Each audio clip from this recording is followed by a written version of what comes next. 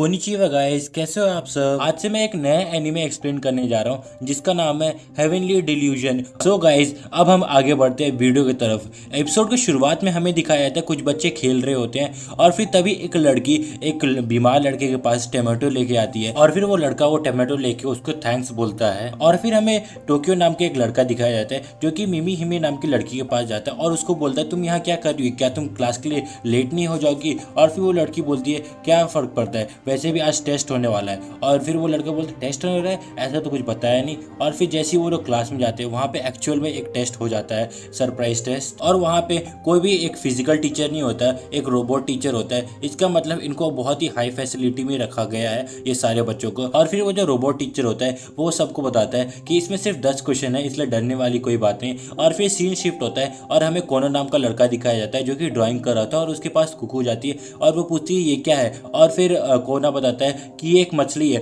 तो कुकू उससे पूछती है कि इसके इतने सारे हाथ क्यों हैं। तो वो कोना नाम का लड़का बताता है कि बाकी मछलियों को पकड़ने के लिए इसलिए उसके इतने सारे हाथ हैं। और फिर तभी सीन शिफ्ट होता है और हमें वो टेस्ट वाला सीन दिखाया जाता है जहाँ पे कि जो टोक्यो होता है उसका टैब में कुछ गड़बड़ी होता है और उसका एक 11th क्वेश्चन भी दिखाई देता है जिसमें लिखा रहता है क्या तुम्हें बाहर के बाहर जाना है क्या। और फिर तभी सीन कट होता है और हमें दो बच्चे दिखाए जाते हैं जो कि ब्रिज के ऊपर चल रहे थे और हमें दिखाया जाता है जो पूरा शहर है वो पूरा तबाह हुआ पड़ा है, मे बी ये पूरा वर्ल्ड ही तबाह हो गया हो। और फिर से हमें वो लड़का दिखाया जाता है जिसका नाम मारू होता है और वो अपनी सिस्टर किरुको को बोल रहा होता है कि क्यों ना हम लोग ट्रेजर हंटिंग करें। तो वो बोलती है ठीक है। और फिर वो लोग एक घर में घुस जाते हैं जहाँ पे कि वो लोग कुछ खाने पीने का सामान या फिर कुछ सामान जो कि यूजेबल हो वो ढूंढने लगते हैं। और फिर उनको एक दो सामान मिलता है जैसे कि टूथब्रश और टॉयलेट पेपर। और फिर वो लोग सामान ढूंढते ढूंढते ऊपर आ जाते हैं और ऊपर के कमरे में वो लोग देखते हैं कि दो कपल जो कि भूख के कारण वहीं पे मर गए और उनकी लाश पूरी की पूरी सड़ गई और गल गई है और सिर्फ उनका कंकाल बचा हुआ है। और तभी थोड़ी देर बाद किरुको खाना बनाने लगती है और मारू उससे आगे पूछता है ये वीट कहाँ से मिले तुम्हें। और वो बताती है यहीं आसपास में कहीं उगे हुए थे तो मैं सोचा इसमें डालूं ताकि थोड़ा ज़्यादा खाना हो जाए। और फिर जब खाना प्रिपेयर हो जाता है तो वो लोग खाते हैं और उनको बहुत ज़्यादा कड़वा लगता है क्योंकि वो जो वीट था वो एक कड़वा टेस्ट दे रहा था और पूरा खाना बर्बाद हो जाता है। और फिर वो लोग रात को खाली पेट ही सोने की कोशिश करते हैं और वहीं पे हमें दिखाया जाता है जो किरुको होती है वो कुछ फोटोज देख रही होती है। और फिर मारू बोलता है क्या वो तुम्हारा बॉयफ्रेंड है। और बोलता है अरे तुम इधर क्या देख रहे हो, तुम सो जाओ ना चुपचाप। और फिर जो किरुको होती है वो बताती है ये जो आदमी है एक ओल्ड फ्रेंड है मेरा और उसके बगल में जो है वो एक डॉक्टर है और मैं ये दोनों को ढूंढ रही हूँ। और फिर तभी हमें घर का बाहर का सीन दिखाया जाता है जहाँ पे कि एक क्रीचर उड़ रहा होता है और बिजली कड़क रही होती है। और फिर हमें सुबह का सीन दिखाया जाता है जहाँ पे कि किरुको और मारू दोनों को दोनों रास्ता ढूंढ रहे होते हैं और डिसाइड कर रहे होते हैं कि हमें किस साइड जाना चाहिए और किस तरफ से जाना चाहिए। और फिर वो लोग जा ही रहे होते हैं कि रास्ते में उनको कुछ लोग मिल जाते हैं और उनको घेर लेते हैं। और फिर उनमें से एक बंदा बोलता है अरे ये दो लेडीज कहाँ जा रही हैं। और वो अपना जो मारू होता है वो बोलता है मैं लड़का हूँ। और किरुको भी बोलती है मैं भी लड़का हूँ, अच्छा मजाक था, चलो क्यों ना मैं तुम्हें हेवन लेके चलूँ। और फिर किरुको बोलती है हमें एक पर्व्स का गैंग मिल गया है। और फिर वो अपने जेब से एक गन निकालती है। और फिर मारू बोलता है हमारे पास ज़्यादा बुलेट्स नहीं है, इनके ऊपर वेस्ट मत करो। और फिर मारू उन सबको बोलता है क्यों ना तुम लोग यहाँ से चुपचाप चले जाओ अगर तुम्हें अपनी जान प्यारी है तो। और फिर तभी वो लोग वहाँ से जाने लगते हैं मगर एक आदमी बोलता है कि क्या पता वो नकली गन हो। और फिर हमें दिखाया जाता है वो लोग उनके ऊपर अटैक कर देते हैं और अपनी जो किरुको होती है वो उस बगल में जाली के ऊपर खड़ी हो जाती है और अपना जो मारू होता है वो उन सबको मजा चखाने लगता है। और वहीं पे जो अपना मारू होता है वो काफ़ी अच्छी तरीके से फाइट कर रहा होता है जैसे कि वो बहुत सालों से फाइट करता हुआ आ रहा हो। और फिर हमें दिखाया जाता है कि एक बंदा उसको रॉड से मारने ही वाला होता है तो किरुको पोल के ऊपर अपना बुलेट यूज़ करती है और हमें दिखाया जाता है वो अपना बुलेट यूज़ करती है तो उसकी वजह से जो पोल है वो पूरा का पूरा गल जाता है और वो पोल उस आदमी के ऊपर सीधा गिरता है। और फिर किरुको नीचे उतर के बोलती है कोई तो बोल रहा था कि मुझे हेवन लेके चलेगा, अच्छा चलो मुझे एक्चुअल में हेवन जाना है तो मुझे लेके चलो। और फिर वो लोग बंदूक की नोक पे उसको लेके जाते हैं जो जहाँ पे भी उनका अड्डा रहता है। और वहाँ पे जाते ही जो किरुको होती है वो अपना गन चार्ज करने के लिए सोचती है क्योंकि वहाँ पे एक जनरेटर होता है। और फिर वो लोग उससे पूछते हैं कि तुमने कोई हेवन नाम का जगह देखा है जो पता हो, तुम्हें कुछ भी अच्छे से याद आ रहा हो तो प्लीज़ हमें बता दो। और फिर तभी उनमें से एक बंदा आता है बाहर से जिसने हेलमेट पहना रहता है और वो बताता है कि टमेटो हेवन नाम का एक जगह है जहाँ पे तुम जा सकते हो। और फिर हमें दिखाया जाता है कि जो एक बंदा उसको उनका जो बैटरी होता है वो वापस कर देता है क्योंकि वो चार्ज हो चुका होता है और फिर वो बैटरी अपने बंदूक में लगा लेती है और वहीं पर सब लोग शॉक हो जाते हैं कि ये बैटरी तब से चार्ज कर हो रहा था और खाली बंदूक से हमें डरा रही थी। और फिर वो लोग आगे रास्ते में बढ़ जाते हैं और वो लोग रास्ते में जाते जाते बात कर रहे होते हैं कि उसकी बंदूक में कितने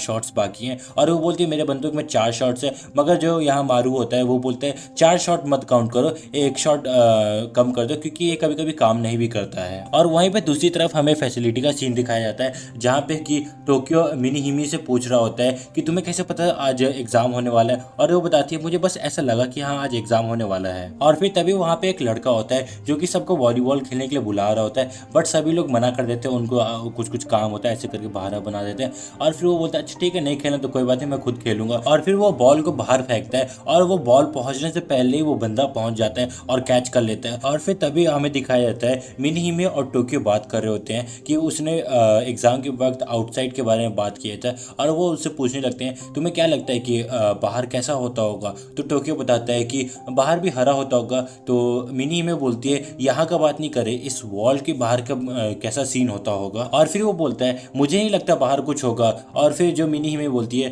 कि मुझे लगता है कि बाहर कुछ तो है। और फिर वो बताती है कि मुझे हमेशा ऐसी फीलिंग आती है जैसे कि बाहर से कोई 2 आदमी हमें बचाने के लिए आएंगे और एक बच्चा जो होगा वो भी एग्जैक्टली तुम्हारे जैसा दिखता होगा। और रात को जो टोक्यो होता है वो मिनी हिमे की बात सोच सोच के बाहर आ जाता है और सोचता है आउटसाइड आउटसाइड आउटसाइड क्या होता है। और फिर हमें दिखाया जाता है वहाँ पे उस फैसिलिटी की डायरेक्टर आ चुकी होती है और वो उससे पूछी होती है तुम इतनी रात को यहाँ पे क्या कर रहे हो। और तभी टोक्यो बताता है क्या इस फैसिलिटी के बाहर भी कोई दुनिया है, क्या आउटसाइड है। तो जो डायरेक्टर होती है वो थोड़ा हैरान हो जाती है और वो बोलती है तुम्हें किसने सिखाया, तो वो बताती है कि मुझको मिनी हिमे ने बताया कि इसके बाहर भी कोई दुनिया है। तो वो अपने मन में सोचती है, जो डायरेक्टर होती है वो अपने मन में सोचती है कि हाँ वो बहुत ज़्यादा तेज हो रही है धीरे धीरे। हमें दूसरी तरफ मारू और कीरू को दिखाए जाते हैं जहाँ पे वो लोग रास्ते पर जा रहे होते हैं और जाते जाते बात कर रहे होते हैं कि वो लोग कितने एज के हैं और क्या क्या है। और कीरू को बताते हैं कि वो बहुत ज़्यादा थक गई है, मेरे को यहीं पे सोने का मन कर रहा है। और फिर बोलते हैं अच्छा ठीक है हम लोग कोई अच्छी जगह ढूंढते हैं जहाँ पे आराम कर सके। और फिर वो लोग एक जगह पहुँचते हैं जहाँ पे कि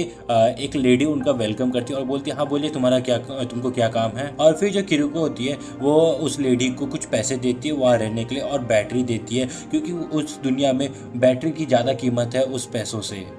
और फिर तभी जो किरुको होती है वो उसके दोस्त और डॉक्टर के बारे में पूछती है क्या वो लोग यहाँ पे आए थे, तो वो लेडी बताती नहीं मेरे को तो ऐसा कुछ याद नहीं कि ये लोग यहाँ पे आए थे। और फिर वो लोग कमरे में जाने लगते हैं। तभी जो किरुको होती है वो उस लेडी से पूछती है क्या आपने कोई हेवन नाम की जगह के बारे में सुना है क्या, तो वो बताती है लोग तो इसी जगह को हेवन कहते हैं। और फिर तभी किरुको और जो मारू होता है वो लोग नहा धो के तैयार हो जाते हैं और अपने बाल सुखा रहे होते हैं। और तभी वहाँ पे जो लेडी होती है वो खाना प्रिपेयर कर रही होती है और ये जो मारू किरुको होती है वो देखती है कि उसके घर में एक गन होता है, तो वो पूछती है ये गन किस खुशी में यहाँ पे रखा है, तो वो बताती है कि रात को एक मॉन्स्टर बाहर घूमता रहता है इसी उसी के लिए ये बंदूक रखी है और बिल्कुल भी रात को तुम लोग बाहर मत जाना। और फिर तभी जो किरुको होती है वो बोलती है क्या वो एक मैन ईटर है। और हमें दिखाया जाता है जो लेडी होती है वो अपने हाथ में नाइफ पकड़ने लगती है और वो जो किरुको होती है वो बोलती है हम लोग तुम्हारे लिए उस मॉन्स्टर को मार सकते हैं बड़े आराम से क्योंकि मेरी बंदूक बहुत ज़्यादा पावरफुल है। और फिर हमें दिखाया था वो लोग मस्त बैठ के खाना खाने लगते हैं उसके बाद। और फिर हमें दिखाया जाता है जो किरुको और मारू होते हैं वो लोग सोने जा रहे थे और जैसे ही किरुको लाइट बंद करके अपने बिस्तर की तरफ बढ़ती है तो वो अचानक से नीचे गिर जाती है और फिर वो काफ़ी ज़्यादा डिजी फील करती है और वो सो जाती है। और फिर हमें उसके बाद दिखाया जाता है जो लेडी होती है वो बंदूक निकालती है और फिर हमें दिखाया जाता है बाहर एक बहुत बड़ा क्रीचर आया हुआ रहता है। और फिर तभी सीन शिफ्ट होता है और हमें दिखाया जाता है फैसिलिटी का सीन जहाँ पे कि वो डायरेक्टर बता रही होती है उसको कि हाँ बाहर एक दुनिया है और वो दुनिया पूरी की पूरी एक मॉन्स्टर से भरी पड़ी है जहाँ पे बहुत गंदे गंदे मॉन्स्टर रहते हैं। और फिर हमें मॉन्स्टर भी दिखाया जाता है बीच में ही। और फिर दोस्तों ये एपिसोड यहीं पे ख़त्म हो जाता है। और दोस्तों आपको ये एपिसोड कैसा लगा प्लीज़ कमेंट सेक्शन में ज़रूर बताइएगा और मैं मिलूंगा आपको नेक्स्ट वीडियो में, तब तक के लिए सायोनारा।